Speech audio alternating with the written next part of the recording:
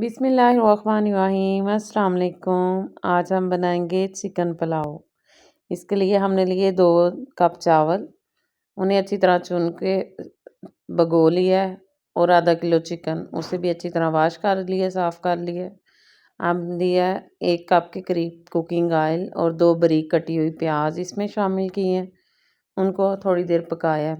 Light सा golden जब colour आ जाए तो इसमें हमने शामिल कर लिया है चिकन को इस प्याज के साथ हमने थोड़ा सा भूनना है। इस तरह से फिर चिकन का टेस्ट बहुत अच्छा आता है।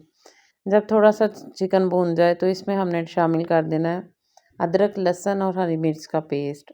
अब इसे भी पानी नहीं डालना, पहले इसको भूनना है। जब ये भून जाए लहसुन और अदरक तो इसमें थोड़ा सा पानी शामिल करें।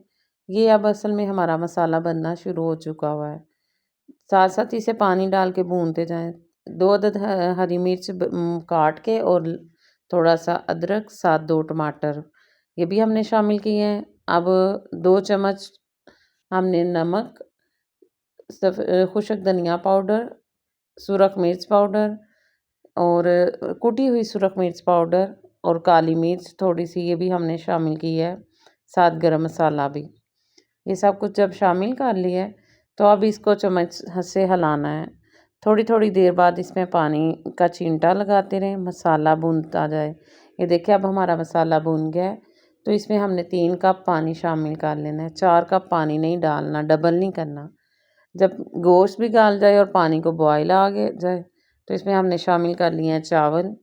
इसे चम्मच से हिलाएं और थोड़ी देर बाद दोबारा हिलाएं।